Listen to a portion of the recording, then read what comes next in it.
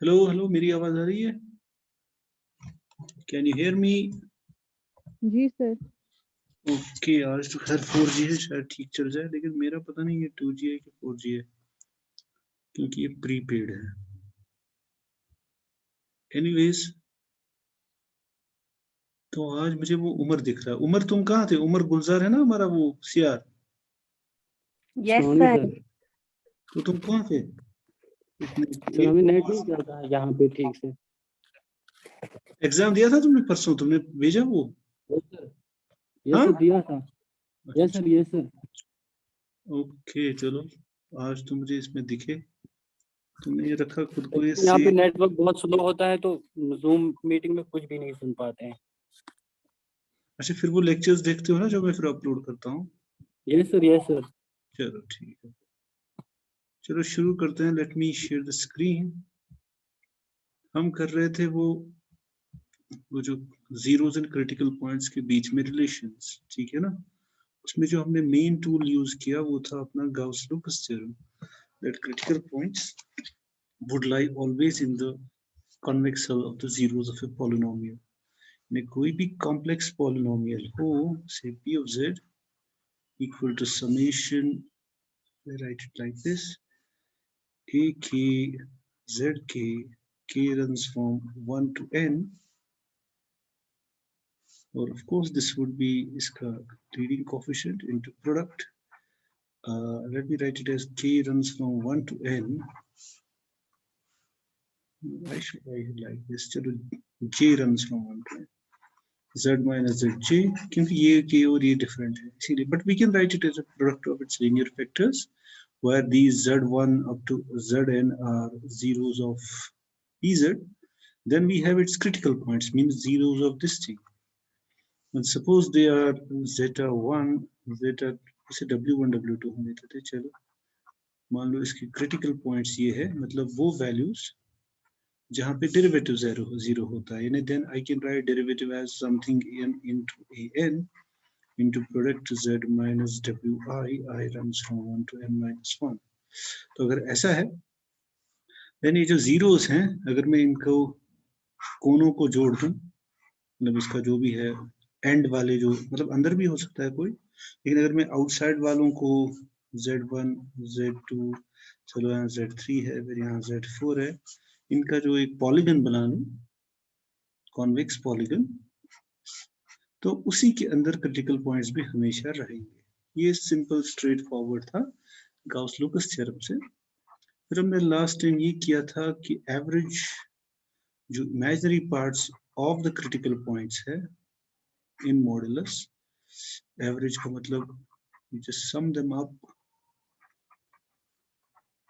this would always be less than equal to the average of the imaginary parts of the zeros. हाँ, यहाँ wi है, मैं मेरी आदत है लिखने की, इसको zeta है। ओके, तो ये हमने किया था। आज हम थोड़ा जाते हैं, जो हमारा रिजल्ट होगा it will be regarding real polynomials, यानी p of z is summation, या चलो मैं ऐसे लिखता हूँ a n z raised power n minus 1, a चलो n minus 1 z raised power n minus 1 plus so on and so forth, a1 z plus a naught। Real का मेरा मतलब है ये जो ai's हैं ये बिलोंग करते हैं रियल नंबर्स में, इसकी जो कोफिशिएंट्स हैं वो रियल है। अब ऐसे पॉलिनोमियल्स के बारे में हमें पता है, जरूरी नहीं कि इसके जीरोस रियल हों। जैसे फॉर एग्जांपल अगर मैं लेता हूँ pz is equal to z square plus 1, तो मुझे पता है इसके जीरोस हैं, हालांकि इसके कोफिशिएंट्स क्या है, इट इज 1 है ना। कोफिशिएंट्स यहाँ होते हैं ना जो पावर्स z के साथ है, कोफिशिएंट्स तो इसके रियल है, यानी ai तो रियल है यहाँ पे, लेकिन इसके जो जीरोस हैं plus minus iota, they do not belong to set of real numbers, right? Coefficients अगर रियल हैं तो पहले तो अगर जीरोस रियल हैं, चलो मैं ये भी कर देता हूँ, अगर जीरोस रियल हैं तो कोफिशिएंट्स तो रियल होंगे ही, राइट? पॉलिनोमियल की, क्योंकि मतलब coefficients are some combination of the zeros after all, तो कोफिशिएंट्स तो रियल होंगे ही। लेकिन अगर कोफिशिएंट्स रियल हों तो उसका मतलब नहीं है कि जीरोस रियल, ठीक है, लेकिन उसका मतलब कुछ और है। उसका मतलब अगर इसके मतलब अगर किसी के कोफिशिएंट्स रियल है, suppose you got z square plus z plus 1, right, इसके जीरोस क्या है, इसके जीरोस आई थिंक है -1/2 plus iota root 3/2 -1/2 minus iota root 3/2। यानी अगर कोफिशिएंट्स रियल है तब उसके जो कॉम्प्लेक्स जीरोस हैं, जैसे यहाँ पर भी है 0 प्लस आयोटा 0 माइनस आयोटा, तो वो एक दूसरे के कॉन्जुगेट्स होंगे, they would be conjugate pairs. यानी अगर कोफिशिएंट्स रियल हैं या तो इसके जीरोस यहाँ पे होंगे, लेकिन अगर कॉम्प्लेक्स में कोई एक यहाँ पे है तो एग्जैक्टली ये जो रियल लाइन है, तो अगर इधर कोई है तो इसके बिल्कुल ऑपोजिट में उसका कॉन्जुगेट भी है, तो दे विल हैव मतलब अगर उसके नॉन रियल जीरोस जो होंगे वो हमेशा होंगे इन कंजुगेट पेयर्स। यानी अगर अगर किसी का इमेजिनरी पार्ट पॉजिटिव है तो दूसरा वही होगा, लेकिन उसका इमेजिनरी मतलब रियल पार्ट सेम होगा, इमेजिनरी पार्ट डिफरेंट होगा। होना भी वही चाहिए, क्योंकि अल्टीमेटली जब हम उनको कंबाइन करेंगे we should get real numbers when we add them, when we multiply them. वो तभी पॉसिबल है जब वो सारे के सारे इस टाइप के। यानी अगर मेरा अब रियल पॉलिनोमियल है तो उसके जीरोस या तो रियल लाइन पे है, ये मेरी कॉम्प्लेक्स प्लेन है, चलो ये थोड़ा टेढ़ा मेढ़ा हो गया, तो इस तरह से होंगे उसके जीरोस। या फिर अगर कोई नॉन रियल होगा, नॉन रियल कॉम्प्लेक्स नंबर, वो इस तरह से होंगे कॉन्जुगेट पेयर्स, एक यहाँ पे है तो दूसरा यहाँ पे है, एक यहाँ पे है तो दूसरा यहाँ पे है। ठीक है, अब अगर हम there is something called Jensen's discs या जेनसेन्स सर्कल्स भी बोलते हैं। तो अगर मैं इनको डायमीटर बना के एक सर्कल बनाता हूँ, ठीक है, इसी तरह से इसको डायमीटर बना के एक सर्कल बनाता हूँ। डायमीटर मींस यानी ये जो इन जो जो जो नॉन रियल कॉम्प्लेक्स रूट्स हैं pz के, क्योंकि वो कंजुगेट पेयर्स हैं, वो ऑपोजिट हैं, तो इस तरह से अगर मैं उसकी डिस्क बना दूं, यहाँ पर एक और डिस्क बना दूं, ठीक है ना, मतलब विद डायमीटर है उनका जो z के बार को जोड़ता है, जो कि जीरोस हैं, non real zeros of a polynomial with real coefficients, तो इनको हम बोलते हैं जेनसेन्स डिस्क्स। और हम ये करेंगे कि अगर कोई नॉन रियल क्रिटिकल पॉइंट है, अब मान लो ये रियल कोएफिशिएंट्स है, इसका जो डेरिवेटिव होगा उसके भी कोएफिशिएंट्स रियल ही होंगे। अब उसके भी अगर कोएफिशिएंट्स रियल है डेरिवेटिव के, तो उसका मतलब उसके भी पेयर्स में होंगे ना, अगर उनके नॉन रियल क्रिटिकल पॉइंट्स होंगे। नॉन रियल क्रिटिकल पॉइंट्स हमेशा इन डिस्क्स में ही होंगे, तो हम दिखाएंगे ये जो जेनसेन डिस्क्स में ही नॉन रियल क्रिटिकल पॉइंट्स भी लाई करेंगे, क्योंकि नॉन रियल जीरोस तो इस टाइप के होंगे कॉम्प्लेक्स कॉन्जुगेट एक को, अगर फिर उनको डायमीटर रख के हम सर्कल्स बनाते जाएं, उन्हीं सर्कल्स में से कहीं ना कहीं इंक्लूडिंग द बाउंड्री, कहीं ना कहीं हमारे नॉन रियल क्रिटिकल पॉइंट्स होंगे। हाँ, अगर क्रिटिकल पॉइंट्स रियल है फिर तो पता ही है कहाँ होंगे, है ना। और अगर सारे के सारे जीरोस रियल है तो फिर सारे के सारे क्रिटिकल पॉइंट्स भी रियल होंगे, क्योंकि वो हमें बताएगा रोल्स थ्योरम कि वो यहीं पे होंगे। सो वो तो इश्यू नहीं है, लेकिन in case I have got non-real critical points for a real polynomial, यानी polynomial with real coefficients, then उसके जो non-real critical points होंगे they will lie inside the Jensen disks.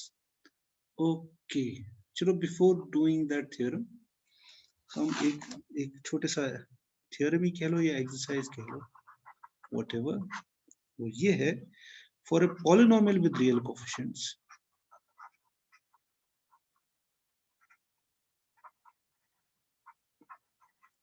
real coefficients, the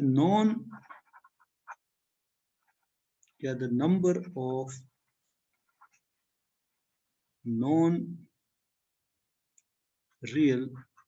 critical points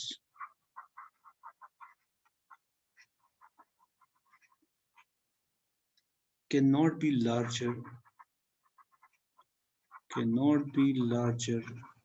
than the number of non-real zeros.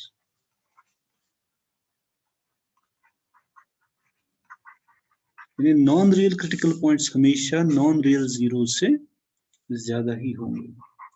Let's do it proof.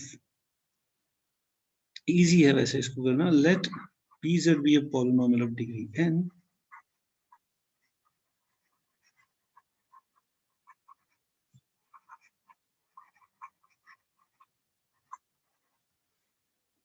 with real coefficients, of course.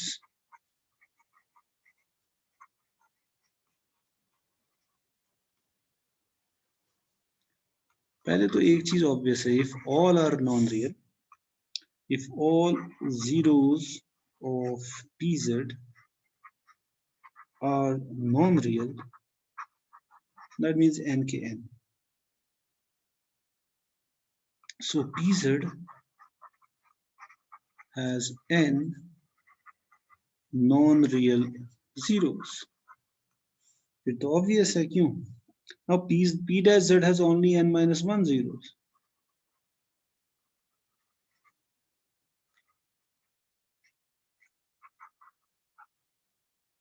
Therefore, they are obviously less than n.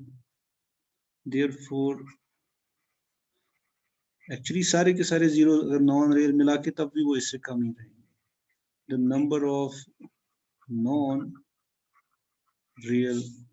zeros, yeah, it cannot have. चलो मैं ऐसे ही में लिखता हूँ. Therefore, चलो therefore इसको करते हैं cut. Therefore सीधा लिखते हैं p dash z cannot have more non-real zeros than p of z. Than p of z. Okay. And there is nothing to prove, of course. और दूसरा है कि again, if pz has a zero of multiplicity m, मतलब कोई multiple zero है, तो उसका मतलब multiple critical point भी होगा of multiplicity m, then p dash has a zero of multiplicity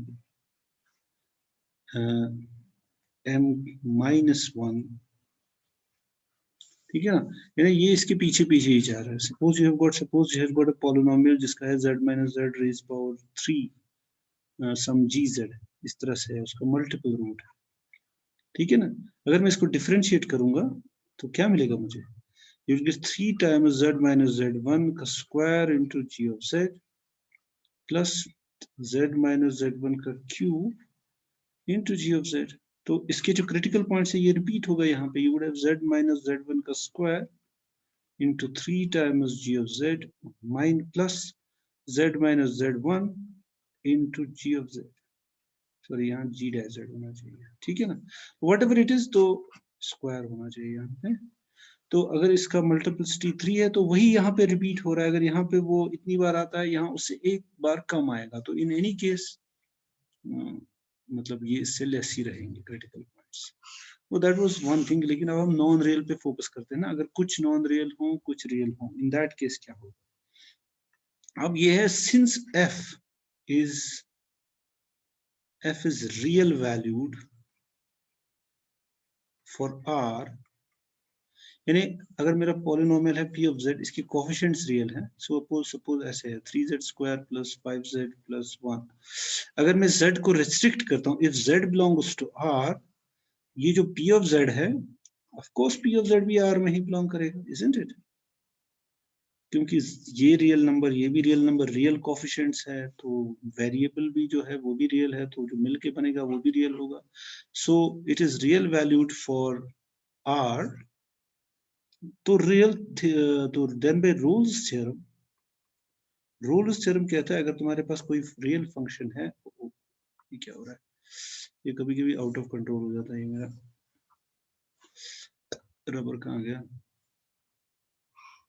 okay, तो मैं ये कह रहा था, तो रोल्स थ्योरम कहता है if you have a function from r to r, यहाँ पॉलिनोमियल मान लो, then between any two zeros of f, there is a zero of f dash. तो अगर यहाँ पे कोई जीरो है, यहाँ जीरो है, उनके बीच में एक क्रिटिकल पॉइंट होगा ही होगा बाय रूल्स। तो वही हम यहाँ यूज करेंगे, since f is real valued for, then by Rolle's theorem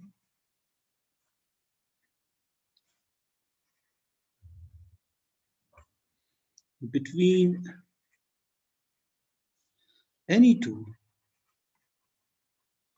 consecutive real zeros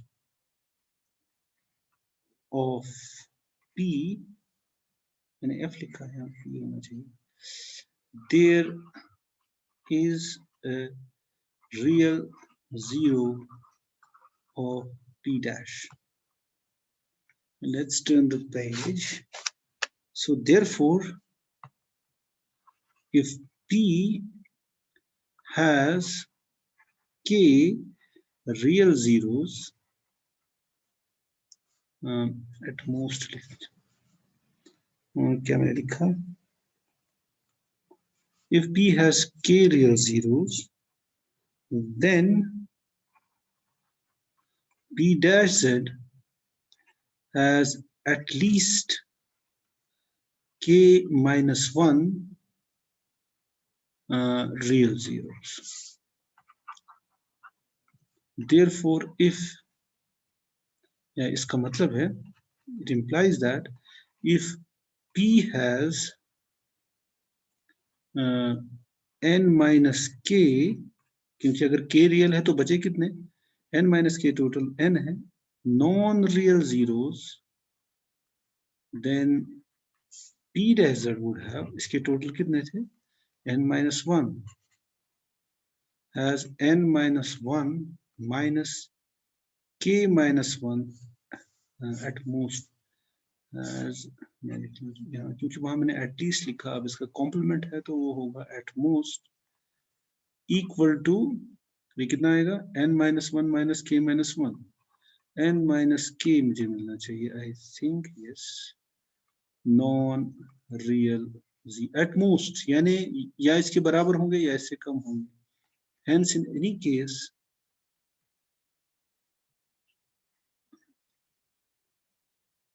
the number of non-real critical points of p cannot exceed non-real zeros of p, where p is a polynomial with real coefficients. Let's finish it here and we go back to, जो मैंने कहा था main हमारा है जेनसेन्स theorem. उससे पहले वो जो मैंने अभी कहा उसको डिफाइन कर देते हैं, जेनसेन्स सर्कल्स। हालांकि मैंने बता दिया क्या है उसका मतलब, जेनसेन्स डिस्क्स भी लिखते हैं, सर्कल्स भी लिखते हैं। So let pz be a real polynomial.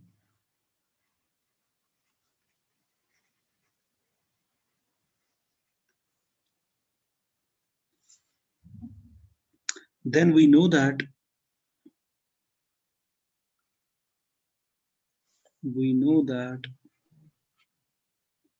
its non-real zeros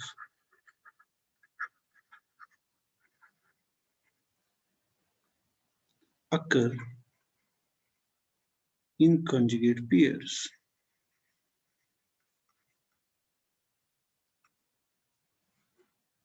So we construct the circles whose diameters are the line segments joining these conjugate pairs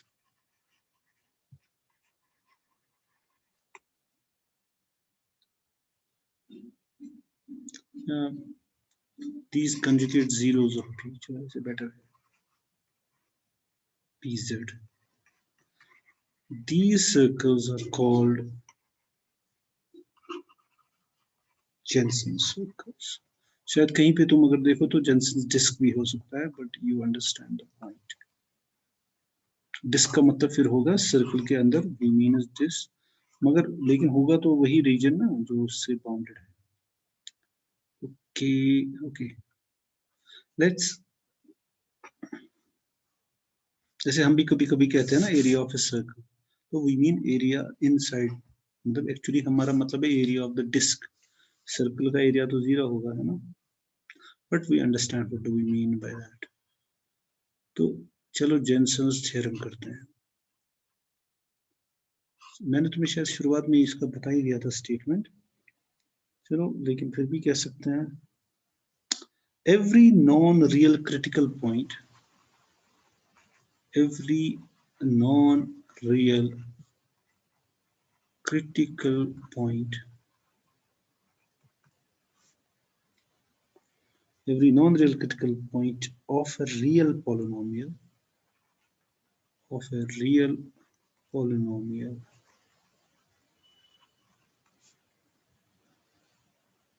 fz, अब चूंकि तुम्हारे नोट्स में fz से नोटिफाई किया गया है, बट दैट डजंट मैटर,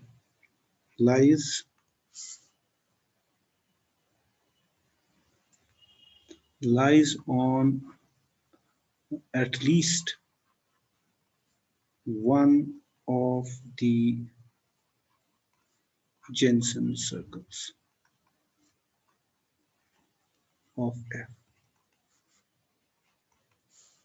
और इसको हम ऐसे भी कह सकते हैं, let f be a polynomial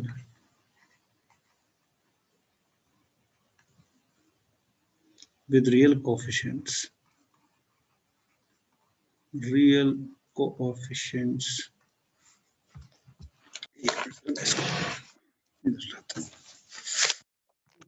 It's a polynomial with real coefficients, then the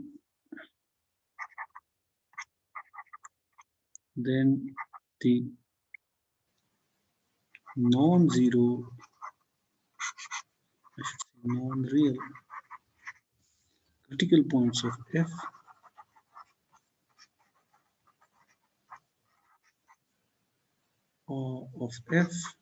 lie in the union of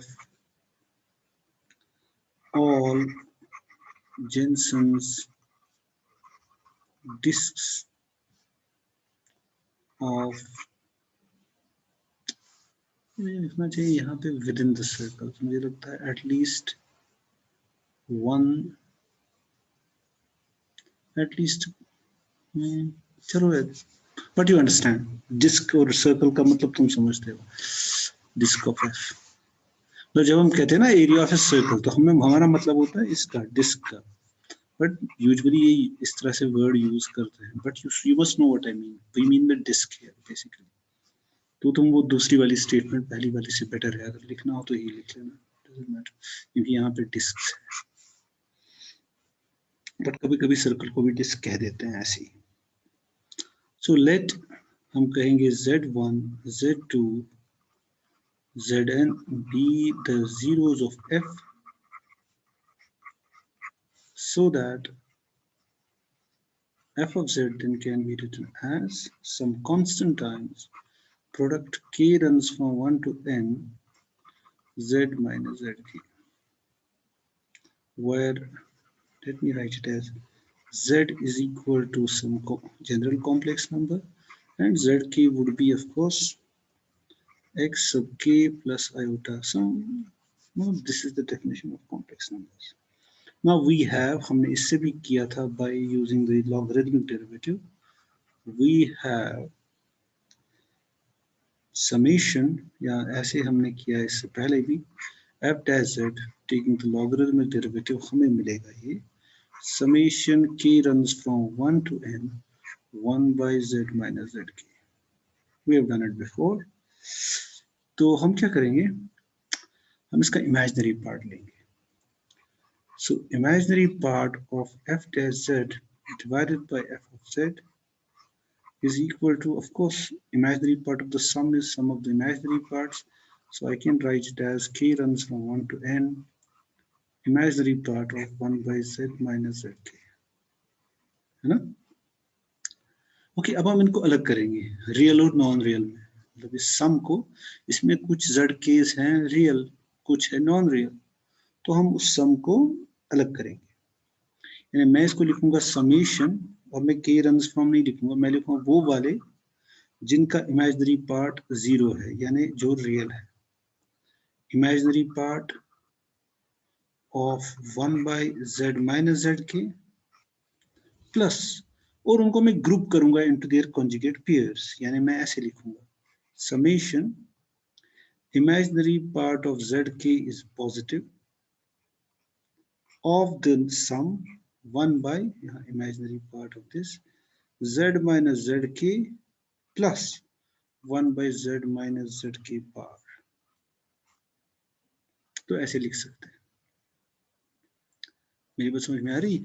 मैंने क्या लिया, मुझे पता है अगर वहां 0 zk है जिनका इमेजिनरी पार्ट 0 नहीं है, यानी जो नॉन रियल है, तो अगर z के 0 है तो z के बार भी 0 है। मैंने उनको पेयर्स, मतलब अपने पेयर के साथ इकट्ठे कर लिया, क्योंकि यहाँ सम था, तो इस तरह से मैंने लिख दिया। देयर इज नो इशू, है ना?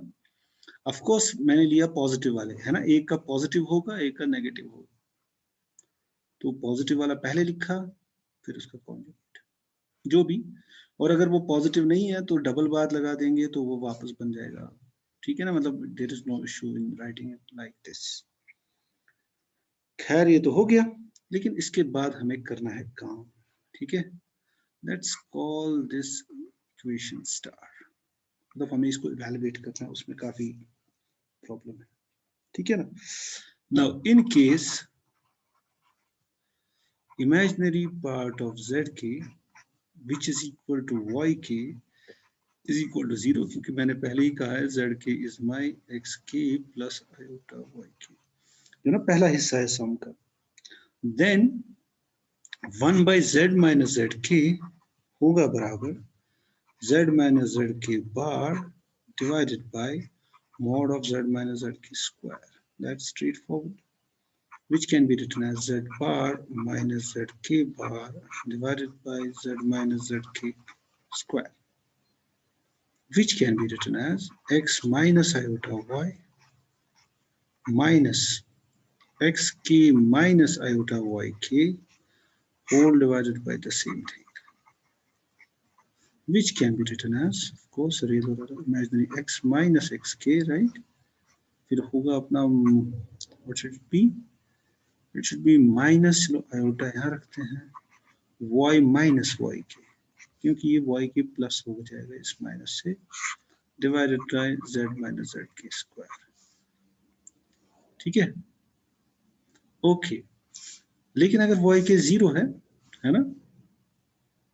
In case this is true, then this should be equal to x minus xk minus iota y divided by z minus zk square.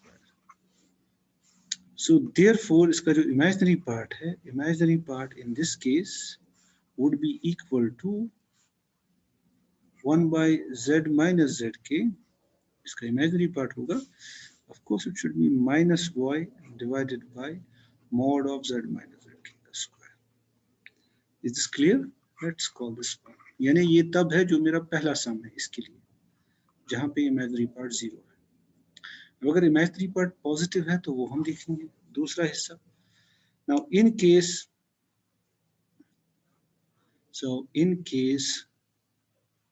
imaginary part of zk is positive and non-zero, लेकिन अब हमने positive दिया, doesn't matter. Then वो जो दूसरा वाला सम है वो हमें थोड़ा इवैल्यूएट करना पड़ेगा।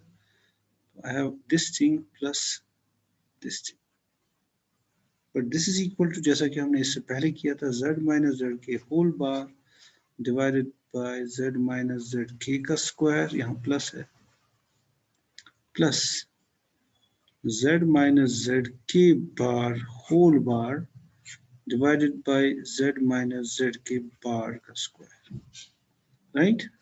तो काम करते हैं शुरू से। सो ये बन जाएगा it would B z minus z के बार, ऐसे बार को अलग अलग करते हैं, multiplied by z minus z के बार का होल स्क्वायर प्लस z बार माइनस जेड के, क्योंकि यहाँ डबल बार आ जाएगा तो खत्म हो जाएगा, into mod of z minus zk square. Good. And in the denominator you would have z minus zk square modulus में और z माइनस जेड के बार का स्क्वायर। अब जो मैं करूंगा ना, देखो हमें इसके साथ कुछ नहीं करना है, इसको मैं बार बार नहीं लिखूंगा जो डिनोमिनेटर में है, क्योंकि ये ऐसे का ऐसे ही रहेगा एंड तक, जब तक ये खत्म हो जाएगा। तो हमें इवेलुएट करना है न्यूमरेटर को। सो मैं ये रिपीट नहीं कर रहा हूं, पर तुम समझ जाओगे कि ये डिनोमिनेटर में है, ठीक है। सो लिखते हैं फिर, z बार होगा x minus iota y, right. z के बार होगा x के माइनस आयोटा y की, ये मैं बार क्यों लिख रहा हूँ, ओके। सो ये है, वो अंदर बचेगा अपना मॉडुलस ऑफ, इसका मॉडुलस का स्क्वायर, वो क्या होगा, वो होगा, let me first right it properly, so it would B x plus iota y minus x के माइनस आयोटा वाई के होल मॉड का स्क्वायर, मैंने यहाँ z बार लिखा, ठीक है। फिर प्लस, डिनोमिनेटर में नहीं लिखने वाला हूँ क्योंकि यहाँ जगह भी नहीं है और टाइम भी नहीं है, x प्लस आयोटा y, यहाँ माइनस आना चाहिए ना क्योंकि बार है, माइनस एक्स के प्लस आयोटा वाई के इंटू, अब यहाँ पे थोड़ा मुश्किल है, so I should have x plus iota y minus of course xk plus iota yk in this mod whole square, denominator as it is, क्योंकि उसके साथ हमें कुछ नहीं करना। we go to the next page, यही प्रॉब्लम है next page में जाना, मुझे फिर नजर नहीं रहती। चलो फिर भी मैं ट्राई करता हूँ। what did I have, it should be x minus xk पहले, चलो मैं लिख दे रहा हूँ, it's x minus xk, real और इमेजिनरी को अलग करना है, minus iota into y minus yk, of course, and here I should have उसका मॉडुलस स्क्वायर ले देते हैं, जो x minus x की square plus y plus yk का होल स्क्वायर, देखते हैं वही है कि नहीं, ये तो प्रॉब्लम है, ठीक है ठीक है ठीक है ठीक है, then I have plus x minus xk minus iota y plus yk whole multiplied by, what do I have, x minus xk का square plus y minus yk का square. I hope I have done it rightly, लेकिन अब पिछला page मुझे देखना पड़ेगा। In the denominator you know there is some modulus, this square, okay. सो ये करने के बाद, लेकिन मुझे इसका इमेजिनरी पार्ट ढूंढना है ना, इमेजिनरी मतलब बजाय कि मैं ये सारा करूं, मुझे तो सिर्फ ये चाहिए, this into this plus this into this, so why should I waste my time. So imaginary part of जो मेरा था वो क्या था, 1 by z minus zk plus 1 by, ये तो पूरा है वो, नॉट जस्ट इमेजिनरी पार्ट, इसका it should be equal to, इसका इमेजिनरी पार्ट मतलब जिसके साथ आयोटा है, तो it should be minus y minus yk into x, यहाँ थोड़ा कर सकते हैं हम थोड़ा साफ इसको, बट चलो x माइनस xk का square plus y plus yk का whole square, then I have minus y plus yk into x minus xk का square plus y minus yk का square, and of course you know there is something in the denominator, वो तो रहेगा ही, okay। अब जरा इसको simplify करना है, ये तो लंबा चौड़ा है, इसको सिंप्लीफाई करना, ओके। अब मैं क्या करूंगा, मैं y के कोफिशिएंट्स को अलग से लाऊंगा और yk के अलग, so y into this, then I have y into this, and I have y into this, y into this, so what do I get, So you would have minus y, या मैं अंदर इसको पहले simplify करूं, y into, चलो पहले ये लेते हैं, y into x minus xk का square, then I have y plus yk का square, right? Then I have minus y, क्योंकि यहाँ y है इसके साथ, फिर आएगा y plus yk का स्क्वायर, यहाँ है y x minus xk का स्क्वायर, शायद कोई कैंसिल हो रहा है, बड़ी कंफ्यूजन है। Okay, minus y into y plus, चलो मैं वापस जाऊँ, मैंने कुछ गलत तो नहीं लिखा, it was y minus y k, y minus y k था कि वाई प्लस वाई के था, यही प्रॉब्लम है ना इस कैलकुलेशन में, ऊपर से ये खत्म हो जाएगा अभी, फिर मुझे फिर से ढूंढना पड़ेगा इसको। ओके, मैं ये तुम्हारे नोट्स पे छोड़ देता हूँ, तुम्हारे नोट्स पे ये लिखा गया है फाइनली हमें क्या मिलेगा। हाँ, हेलो, यानी imaginary part of 1 by z minus z के plus 1 by z minus z के बार, इसका जो कैलकुलेशन होगा it would be minus y into this, then you have plus y, नहीं minus y into y plus y के का square, चलो कर देते हैं, मतलब वाई को हम कॉमन निकाल सकते थे यहाँ से भी, सो y into xk minus x square यहाँ पे है, so it should be minus twice y into x minus xk का square, I hope so. So यहाँ plus था, यहाँ minus था, लेकिन यहाँ minus दोनों ही जगह है. Then you have of course minus yk into this thing. So you have minus यानी plus yk into xk minus, तो यहाँ minus है तो वो cancel. Then you have minus यानी plus yk into this thing. Then you have minus yk into this thing. So you should have plus yk into y plus yk का square, और यहाँ पे है minus yk into y minus yk का square, तो नीचे वो है जो भी है, so that would be minus, यहाँ पे आ जाएगा 2y, ये बड़ा लंबा चौड़ा हो गया, तो मैं जो कह रहा हूँ ना, तुम रफ पे इसको खुद करोगे ना, ये नोट से सीधे उतार लेना, बिल्कुल सिंपल है, कुछ नहीं है, थोड़ा इनको टर्म्स को क्लीन अप करना है, कुछ कैंसिलेशंस होंगी, and finally we will get imaginary part of 1 by z minus z के plus 1 by z minus z के बार जो होगा, let me write it as, सारा कुछ कैंसिलेशन के बाद you should get minus 2y into x minus xk का square plus y square minus yk square, ये यहाँ तक मैं पहुंचना चाहता था, whole divided by z minus zk का स्क्वायर जो पहले ही था इंटू z माइनस zk बार का स्क्वायर। लेट्स कॉल दिस, इससे पहले मैंने किसी को नाम दिया था, हाँ मैंने कहीं पे नाम तो दिया था, what was it? Oh,